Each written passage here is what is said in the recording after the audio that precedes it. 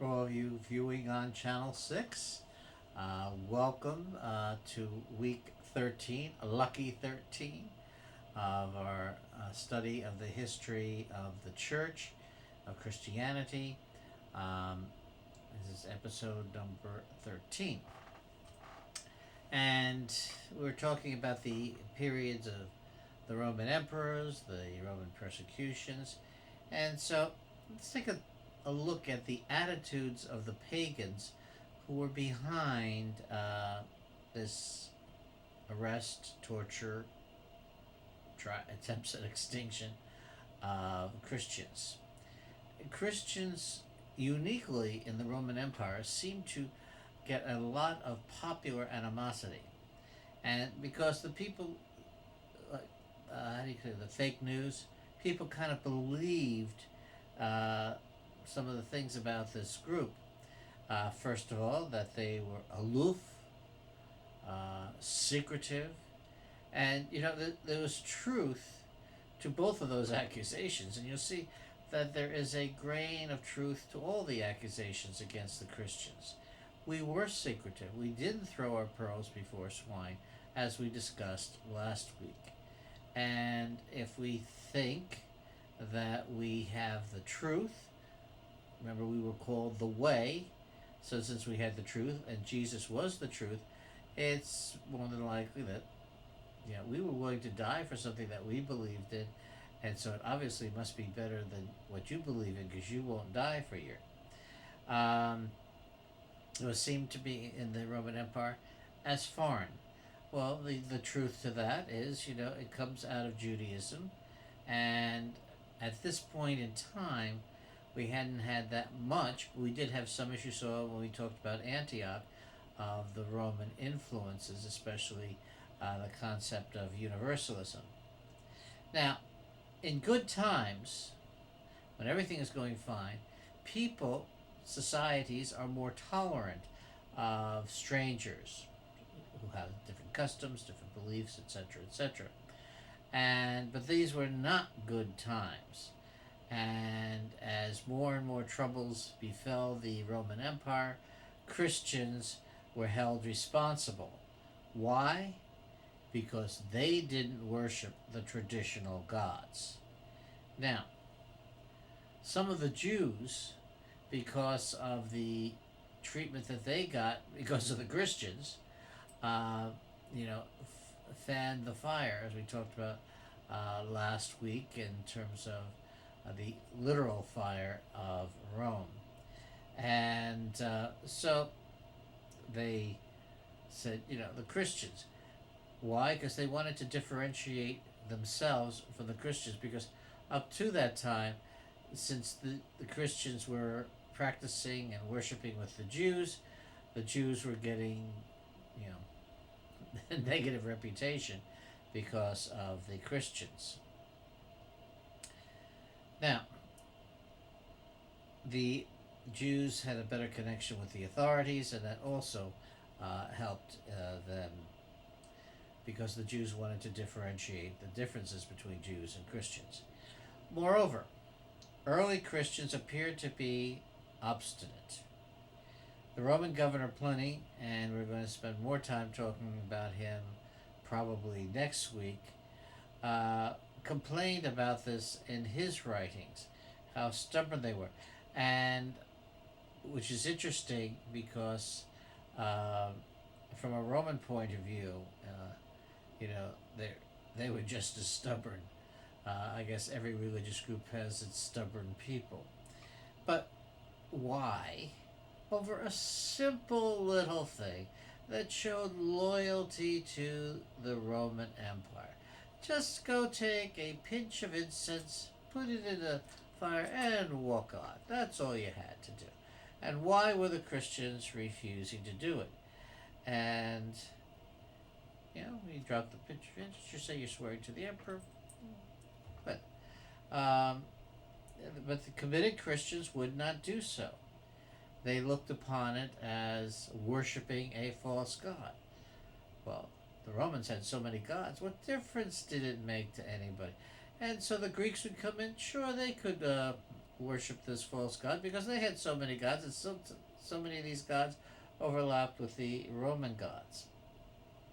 But you have to remember, this was a totalitarian government, and it could not survive unless everyone towed the party line.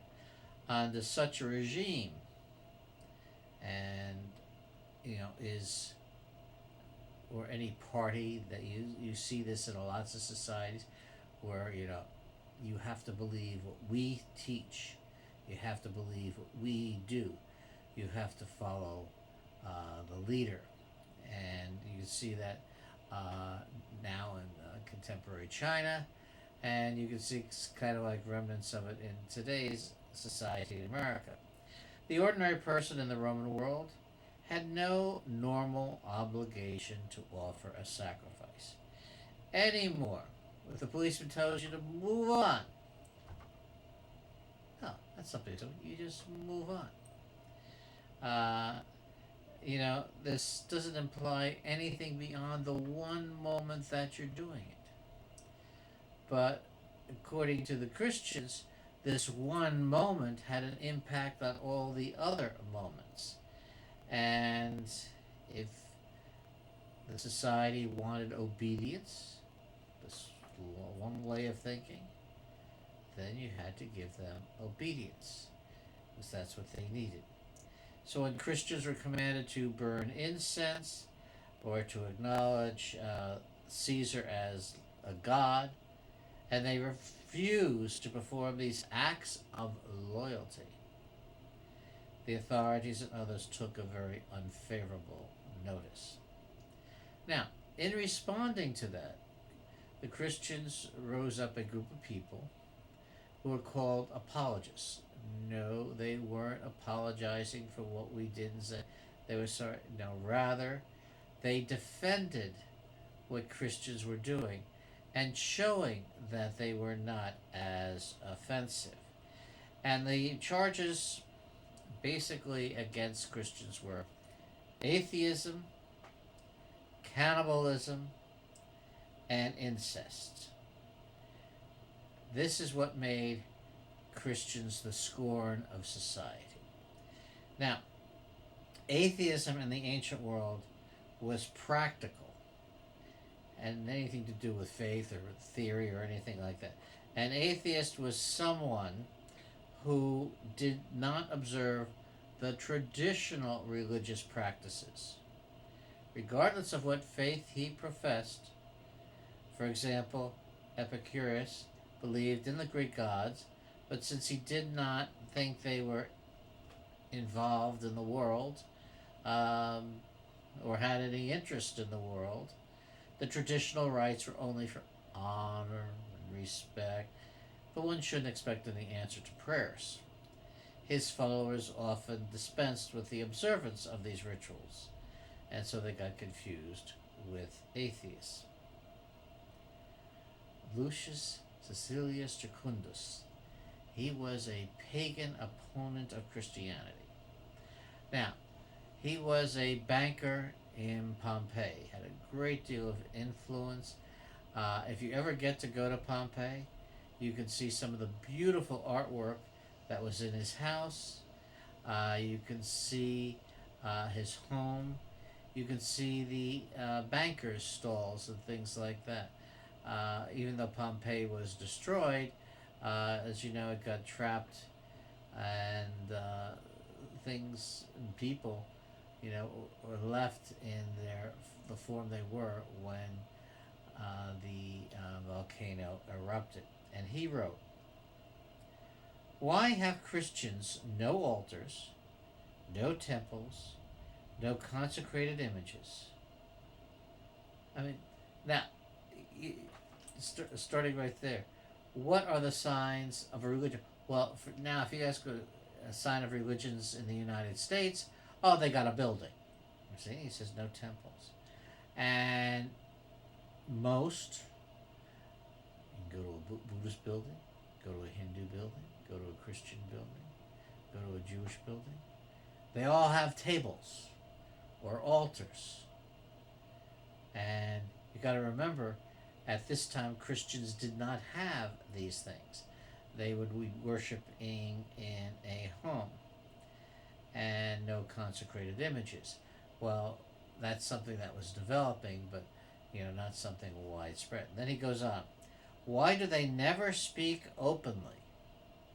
Well, that was kind of obvious that they spoke openly. First of all, they would be giving away the secrets of our church, and we weren't giving those out to just everybody. We shared them only with believers. And why do they never congregate? Well, we did, but nobody knew it because we were congregating in homes. Unless the reason for what they adore and conceal is either worthy of punishment or something to be ashamed of. In other words, so we keep things hidden, kind of like a pornographer. Pornographer doesn't put everything out in public because, nowadays, who knows? But you don't do something that you're ashamed of or something that's illegal. So obviously, those Christians are either ashamed of their beliefs or they are doing things illegal. Talk about it. So how do we know anything about it? So therefore, we can assume that there's nothing good about Christianity.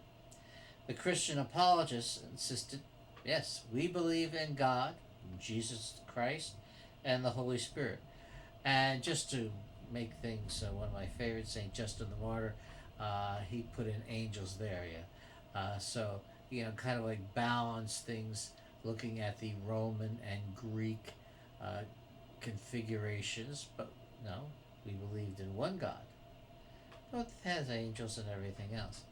And so, since we believed in God, we were theists. We were not atheists. Quick. And so, and then we were an atheist because we just didn't do those ceremonies. We got our own ceremonies. We're not going to tell you about them. Now, the charge of cannibalism we dealt with somewhat last week because it derived from the Christian language about the Eucharist, of eating the body and blood, or eating the body and drinking the blood, that caused this possible misconception, which we talked about. And then the thing about incest, well, Christians had a tendency, and you can see it in certain Christian denominations today, of calling each other brother and sister. Well, I know those two people, and they're not brother and sister. Oh, what's going on there? And then when you talk about loving your brothers and sisters, now something's going on. And it wasn't called, our Eucharistic celebration wasn't called the Mass. It was called agape, which means it's a form of love, so it's a love feast. They have a love feast with the brothers and sisters, but they're not really brothers and sisters. Must be some form of incest, making each other brothers and sisters. Now, we do know that none of these things were true, and it was very easy to point out the fallacy of them, and that's why you have the apologists. Now, other charges of immorality come from the Romans. As the Jews and the Christians were bunched together at one time, now you have a group of people called the Gnostics, which we will spend some time with, enough time to drive you crazy, that were very libertine. And they called themselves Christians. So we were getting a negative reputation because of these Gnostic sects. And so it was confusion. Now, these and other charges were readily believed about Christians because they kept themselves removed from normal activities. We didn't function with everybody else. We kept to ourselves. Now, one of the great activities in the ancient world were, athletics. And Christians didn't get involved in these athletic competitions. Why? In many cases, because they were done in the nude, and that was seeming to be immodest. Same thing with problems in entertainment. Christians weren't getting involved because of the moral deprivation found in plays and things like. And take a look at some of those ancient Greek and Roman plays, and you'll say, "Oh, there's nothing wrong," but it's just like any society. It can look good on the surface, but you gotta read between the lines, and everybody could read between the lines of what was going on there. Like I grew up, well, a while ago, and there were shows that I watched as a child and had no idea of what was going on. And then all of a sudden, as an adult, I said, "Oh yeah," just like in the old movies, you'd see a couple kiss, and then it fade out. Well, it faded out for a reason, because the censors wouldn't approve of anything else. Nowadays, we can show everything and anything. Another kind of popular contempt of Christians is represented by a piece of graffiti found in Rome that shows a person who has an ass's head and he's on a cross, while a second person raises his hand in tribute.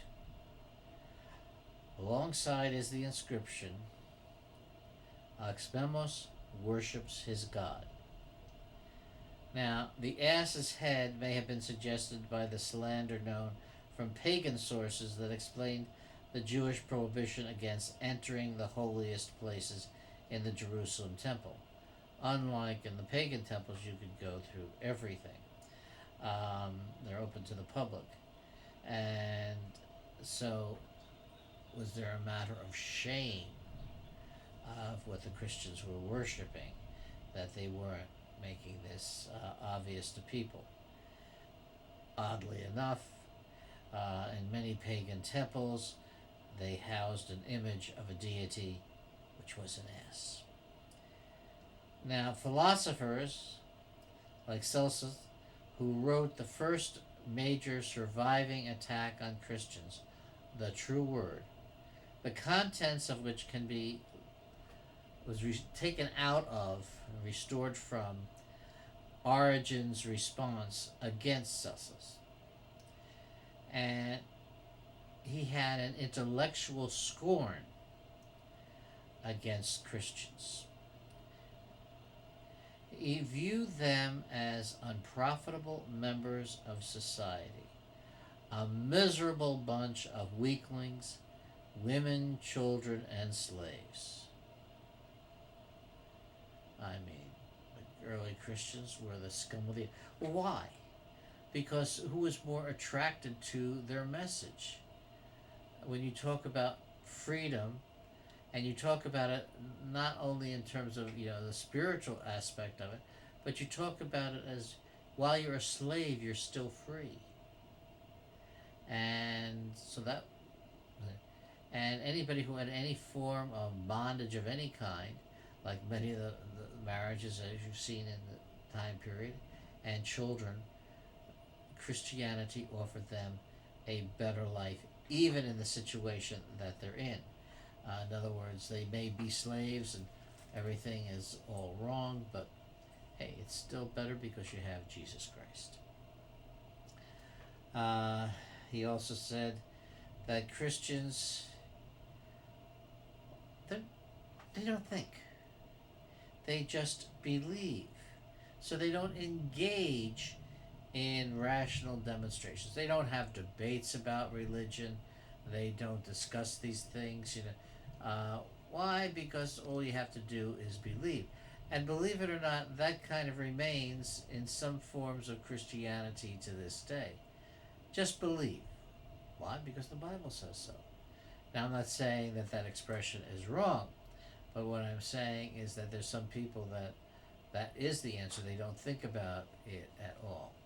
So, it wasn't a rational religion, and yet the apologists deal with that in a very rational manner. Now, Celsus raised the philosophical questions that would later be more elaborate. If Christianity was true, why had it come so late in human history? In other words, this vault should have been discovered, understood, and everything else already. Why now? And that has even been an argument that had an influence upon Christianity, because the Christian response basically came that all the pieces finally fell together, you know, in the Roman Empire with Jesus of Nazareth. It all made sense and came together, and that's why God picked that time and place. Why didn't he do it in Rome when he would have had mass communication? Because of the Hebrew scriptures and the promises by God that the Messiah would come from this line. Um, Gee, were the miracles of Jesus just magic tricks? I mean, as you can see, that's the same problem that Moses had until he finally came to the 10th plague, and everything else, you know, was either the Egyptian magicians could do it, or it could be related to natural happenings. Uh, as I said when we were talking about that, was not with this group, I talked to somebody, that just because something is natural doesn't forbid it from being a miracle, because who created the nature? God is using the tools that he had already created. Now, how can the incarnation be possible since it involves a change in the divinity? Now, this is a very important question, because Christians were saying, you know, our God is unchangeable, unchanging. And because if God can change, then the promises that have been made are not necessarily you have to follow through on. And so, sorry people, we made a promise all this time and we're not going to honor it anymore. And is not the immortality of the soul a more desirable goal than the resurrection of the body? Now, we made a big thing as Christians about Jesus' resurrection from the dead. Oh wow, he came back, his body came back, but the problem then is what happens next? And wouldn't it be better to have an immortal soul? Yeah, we got the immortal soul in there. So yes, he was right. That's how we responded to it. So Origen responded to these attacks by stating that God prepared the way for Christianity and fulfilled prophecy demonstrated its truth. The miracles of Jesus were not magic, as is shown by the moral improvement Jesus brought to human life by the miracles. And, you know, up until this century, I think, you could always say that society has basically become more moral with each succeeding generation. I used to say, you know, look at the United States. You had the Wild West, where everybody walked around carrying a gun. And I would say to my students, people don't do that anymore. We're getting back to that. But this moral improvement that came from the teachings of Jesus Christ on society shows its truthfulness. Now, Jesus brought to human life, and by the miracles never being used for personal gain. Jesus didn't raise people for the dead or perform other for payment. He even told people, don't tell anybody what I did, because that's not what's important. And so we have this, you know, miracle worker, not not a magician, because magicians get paid for their work. The incarnation brought a change in circumstances, not in the nature of the Logos, the Word. In other words, he had always been, and now the change was not in who he was, but in terms of what he was. The resurrection involves a change into a higher form of body. In other words, the body we have now is transformed into a glorified body. And the examples, of course, of Jesus having a body, Mary Magdalene wanted to hug him and everything else like that. And at the same time, as a normal body, he could eat. And there's a story of accounts of him eating fish. And it wasn't like Casper the Friendly Ghost. He put it in and it came out and you could watch it go down. No, he wasn't a ghost. He still had a body. And this body was not subject to the laws of nature because he could come into a room that was locked. So the body that we're getting is better than the body that we have now. And also we think that it's going to somehow be, in terms of appearance, it'll be our best appearance ever. And so it's a higher form of body. And the rapid expansion of Christianity could not have been possible without divine influence. The old argument that happened with the founded scripture, that if it's true, it will last. If it's not true, it won't last. And so Christianity is true, and it has lasted over 2,000 years. Now, there have been many throughout time that have picked up the argument that Christians use faith as opposed to reason. In other words, things don't make sense, just believe it. And every form of Christianity has kind of been accused of that at different times. And we can't prove it, so just believe. And I don't think anybody really meant it that way. It's more like, I can't prove it, I can't find it, but I know it's the truth. And it's like a parent telling a child, we can't prove it to you, but believe us. But we will talk about more of that much later. The philosophers, Epictetus and Marcus Aurelius, who also served as Roman emperor, had disapproval of Christianity. Why? Because why were these people wanting to be martyred all the time? And they went to martyrdom with a smile. And, there were even stories about people running out and saying, I'm a Christian, arrest me. And what was this fascination with martyrdom? Now, the ancients, Greeks and Romans, believed in Stoicism, and even that, would, strict life and everything else, would approve of or permit suicide in certain situations. But they found that Christians were almost blind fanatics about being killed. They seemed to pick it over everything else. What do you mean? You just drop a little incense in. Is that worth giving up your life? Or all you have to do is say, no, I used to believe in Jesus, but I don't anymore. And we'll let you go. And they didn't. So this was seen as kind of a blind fanaticism.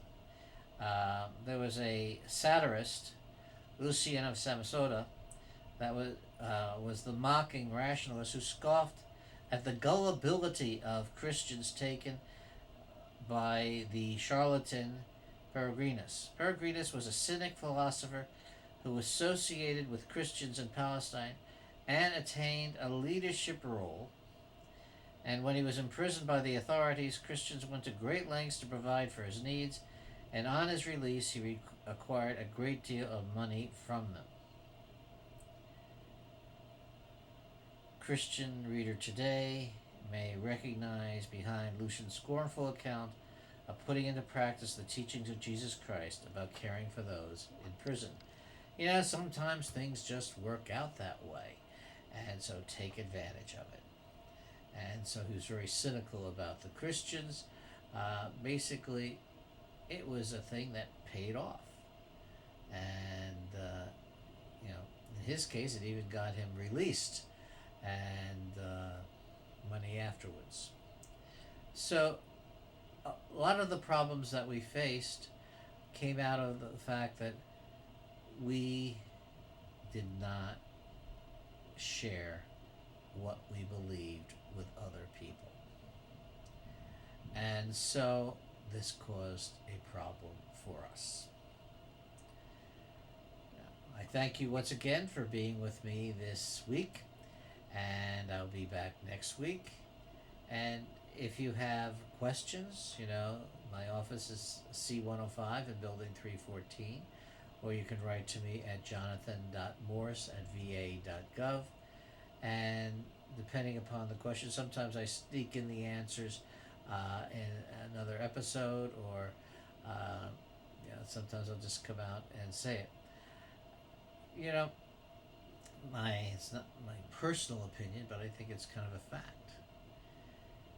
Those who study history see, and by the way, history does not repeat itself. That cyclical view of history is a Greek notion. Christians look upon history as kind of like a line, but people consistently make the same mistakes. And by studying the history of the church, the history of Christianity, you'll see the same issues come up over and over again.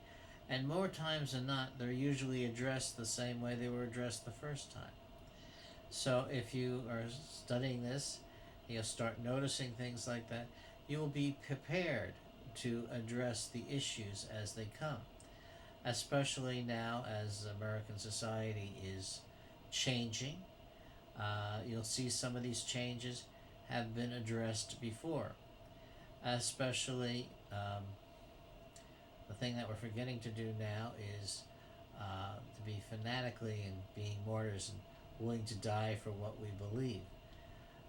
But as I spoke earlier, when there was a plague, Christians were the first ones to run in to take care of the people, even if they could lose their lives or die because of it. This is not the way our society is now doing it. We Christians are not running in to take care of people, except for those of us who make it an occupational duty to do so.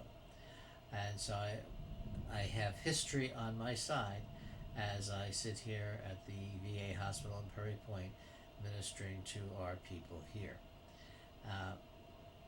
I am strengthened in my resolve by the history of our church. And that's not a denominational thing, it's the history of Christianity. So I thank you for being with me. I hope to see you again. If you are enjoying these episodes, which have taken a variety of forms from PowerPoint to audio presentations, they can all be found at FJM Ministries, MINISTRIES, that's one word, .org, and look under catechetical material, and at the top of the first group is the Faith of Our Fathers, starting with episode 1, and when I get this one added on, episode 13 will be there. I hope you've enjoyed it, and see you again next time.